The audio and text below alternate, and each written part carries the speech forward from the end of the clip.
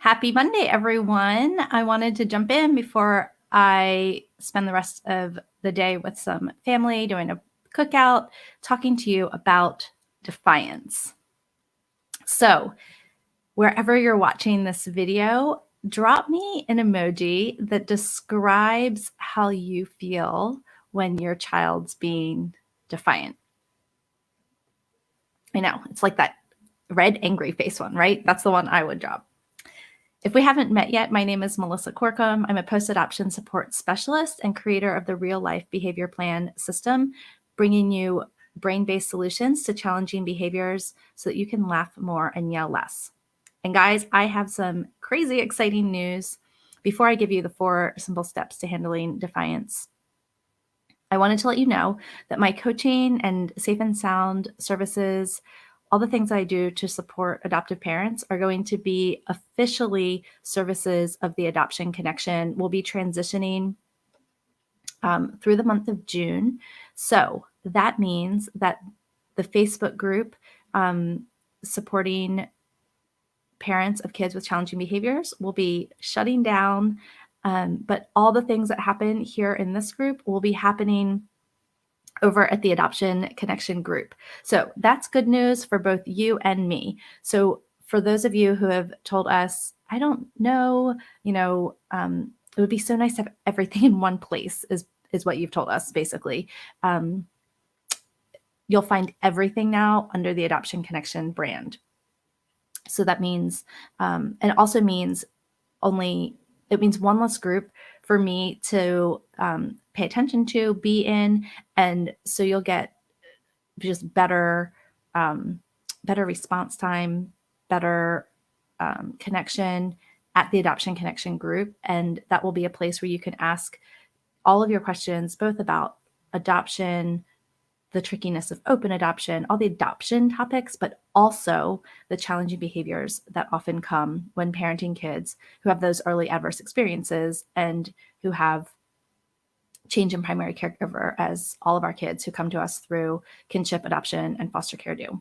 So if you're not already a member over at the Adoption Connection group, you can do that at the adoptionconnection.com/Facebook. So make sure that you're a part of that group as well if you want to continue to get weekly and regular parenting, brain-based parenting solutions.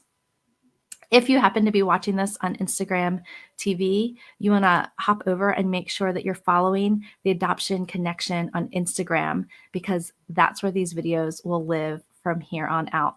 You'll also get information on that feed about the podcast and workshops, all of the things. So we're super, super excited to kind of consolidate all the information into one place. It's one less thing for you all to keep track of. Okay. So, defiance. So even if you know about the way stress and trauma change the brain, and you've been trying to use connected parenting or trust-based parenting, you've read The Connected Child, you've read The Connected Parent, you've been to Empowered to Connect conferences, you've been to Heather Forbes trainings, you've done all the things, sometimes it still feels, there's a still voice that says, what if my child is just trying to be difficult? What if they're just trying to be bad? What if they just want to be bad? Then what? And guys, it's not easy. And I wrestle with this a lot with one of our kids. But I can tell you from lots of experience, both getting it right and royally screwing it up, that we will always be better parents for our kids if we assume a can't instead of a won't. Or another way to think of that is assume that it's a lack of skill, not will. So if defiance gets under your skin like it gets under mine, I'm going to give you 4 simple, not necessarily easy, but 4 easy to remember steps to respond to defiance in a more constructive way. So they make up the word real. So that's the way that you can remember them. The first step is R, reflect and regulate. This step is centered on you, the parent. Reflect on why whatever behavior is getting under your skin. Now, I get it. A lot of these challenging behaviors are enough to get under anyone's skin. but they probably get under your skin for a different reason than they get under my skin. Sometimes there's some nuance there, and it's worth reflecting over. It can give us a lot of insight. What's the story that's running through your head about that particular behavior? What did you believe about people who acted that way growing up? What did your parents tell you about people who acted that way? What do you believe about someone's character who acts that way? And then I want you to do something to regulate your own nervous system. This needs to be something that appeals to that downstairs brain. Things like putting something cold on your face, humming, taking a deep breath, or even getting upside down. So that's the R. The E is explore and examine. This asks what's going on for your child, what's going on behind your child's behavior. That's a question a lot of us ask, but sometimes we ask it before we've done that first crucial step of reflecting and regulating ourselves. Now that we have our thinking brain back online, we can reflect, or we can examine and explore what's going on for our child. And remember, there are only 5 reasons that kids misbehave. So explore those things. Is there a physical need at play? Is there a felt safety need? Is there a sensory need? Is there an emotional regulation need? Or is there an executive functioning skill gap? Once you've thought through that, and sometimes it's more than one of those 5 things, or 2 or 3 of those 5 things working against you and your child, then you can go to step A, which is accommodate. Come up with an accommodation once you hypothesize what might be going on for your child. How can you help them overcome whatever that lack of skill, or that can't instead of a won't is? And then the L is laugh. This might sound silly to you, but we need to find times to reconnect with our kids. Otherwise, we get in a terrible negative spiral of just correcting.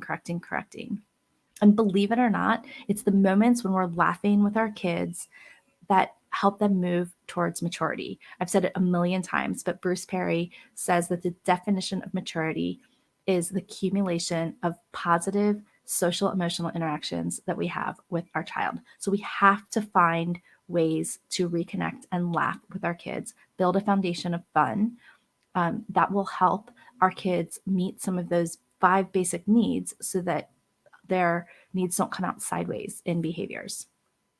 So again, R, reflect and regulate; E, explore and examine; A, accommodate; and L, laugh. So if you need some help applying these steps to something specific that's going on in your family, I would love for you to join me for a Q&A. They're not going away. They're just going under the Adoption Connection. It's going to be June 22nd at noon Eastern time. You can RSVP at theadoptionconnection.com/group.